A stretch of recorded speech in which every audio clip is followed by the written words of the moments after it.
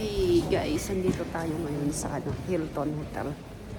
Kasi dito yung isa sa kasama sa package nung kinuha naming ticket for Liverpool. And yung watch noon is mamayang gabi pa. So, meron pa siyang meron tayong kainan blues. Kainan. So, kasama na dito yung mga drinks and food na natin mamaya.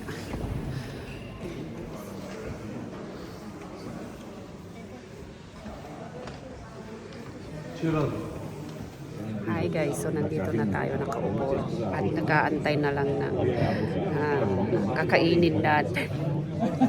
So meron siyang kasamang food and drinks yung kinuha naming package. So nakaupo na tayo dito.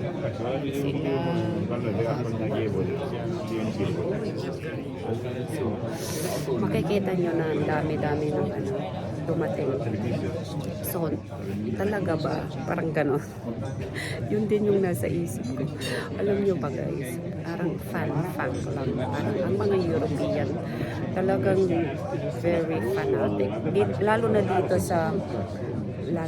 sa England. Kasi dito nga yung nag-start. Even before, long time ago, ang ball. Meron nga akong napanood na pelikula na parang amateur pa nun yung football. Tapos alam mo yun, parang ang ganda-gandang panoorin. But anyway, back to the story na parang first years ko dito. So sabi ng asawa ko sa akin, yung kaibigan natin, sabi niya, pupunta sila sa Barcelona, sabi niya. Sabi ko, bakit?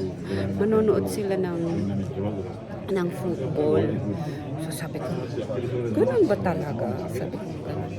So parang ngayon, hindi ko maisip din na parang ginagawa or ginawa namin to. Pero alam mo yun, parang sabi ko, talaga ba? Napapatalaga ba na ako? Kasi ganun na nga kami, parang football is life na parang weekend namin, lagi football. Tapos,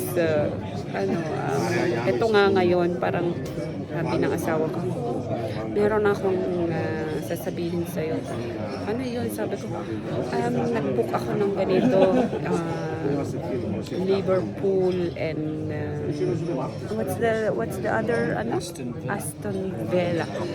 So parang sabi niyo, nag-book ako kasi noon pa ako tumitingin ng ticket for Liverpool kasi parang gusto ko talaga makita yung stadium ang tawag namin actually. So stadium ng Anfield. Sabi ko, bang very special.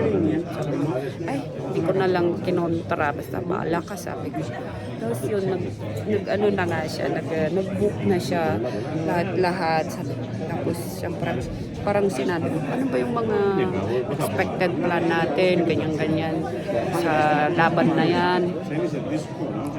Tapos sabi ko, magano lang tayo, sabi niya, magpunta tayo doon, magkakain. Sabi ko, may mga ganun na. So, actually, hindi naman siya bago sa akin kasi naranasan ko na to sa Netherlands, yung parang i-accommodate ka sa isang football na mayroong mga ganito, may food and drink, may special treatment, mga ganun. So anyway, yun guys, yun lang yung aming purpose why nandito kami. Tapos, syempre, additional kanina, naglalakad-lakad na kami.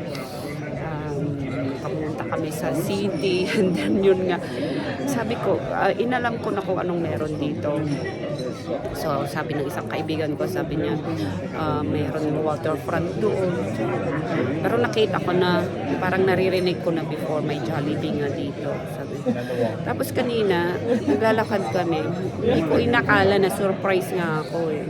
Na-surprise ako na may na-surprise ako na nadaanan namin ang Jollibee. Tapos sabi ng anak, Mama, Jollibee, Jollibee. So yung Jollibee nakita ko, parang ako yung natuwa. Tuwang-tuwa kami. Tapos sabi ko, i-reels ko nga to. Pero talaga, naka-ano na kami, parang nakaset na kami. O bukas na lang.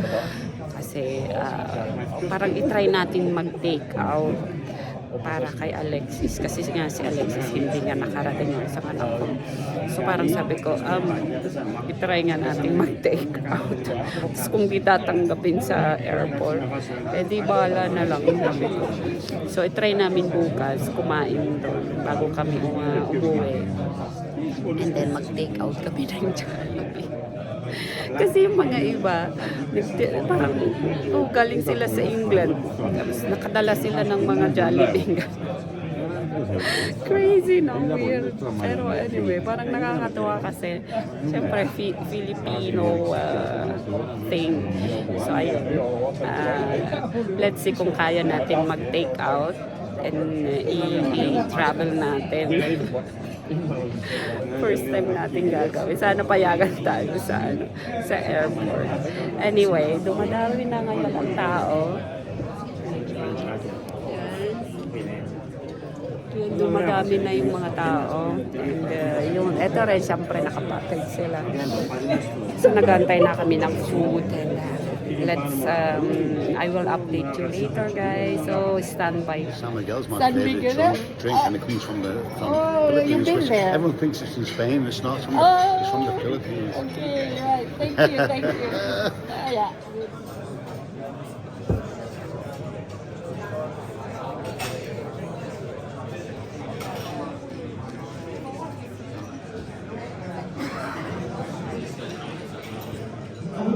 A few decent first halves. Yeah, the rooms in the ground, and the amount of people that come in at half time when the faces down, and then at the end of the game, he sorted it. Yeah, no, it bodes well. You know, it'll be interesting to see what happens, obviously, at the end of the season, you know, with the three lads' contracts up and he wants to bring his own. Because I think we don't win the European Cup, that team. You know, we should have won 2 doubles. Obviously, the penalty miss didn't help against Wimbledon. We were very good on the day, the cup final. And then the following year, Arsenal, after Hillsborough get to play these games all after one another. And of course, it was the last kick of the season, Arsenal. And they played very well on the night, and we deserved it. But we lost the 2 doubles, you know, really mad circumstances. And we graced that. Yeah, quite a few of your teammates said John Barnes, unbelievable player. So guys, tapos na kaming kumain at susunod naman pupunta na tayo sa stadium at doon na tayo mag-aantay. Tapos ngayon, pupunta na tayo sa bus. Yan guys, nandito tayo sa labas. So, lamig. Ayan. Diyan yung Hilton Hotel. Woo!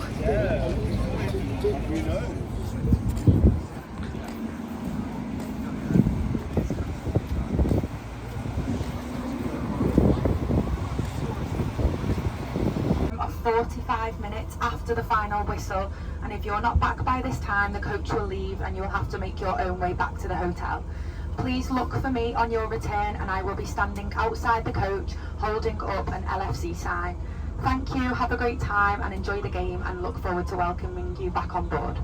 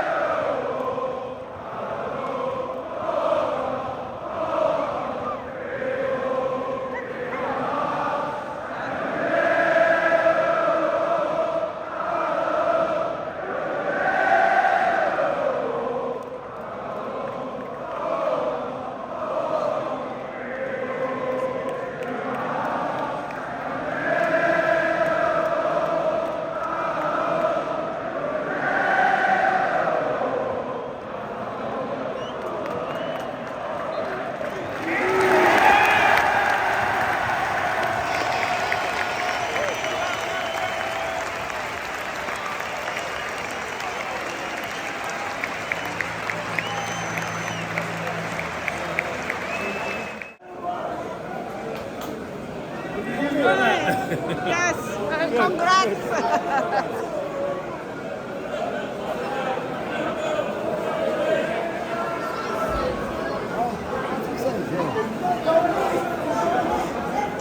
So guys, nanalo ang Liverpool 2-0. Tiha Aston Villa. Ang kulit ng mga ano eh, mga supporters, kumakanta pa sila hanggang paglabas. Oh my God. Grabe. Pangmalakasan. Oh, ayan. Liverpool. Liverpool. Liverpool.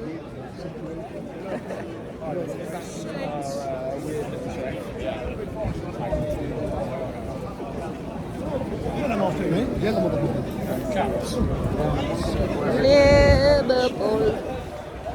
Liverpool. Masakin. Liverpool. Naki-Liverpool na din. So guys, thank you for being with me. Ayan, till next time again. See you next time sa ibang mga video. Please like and subscribe my channel.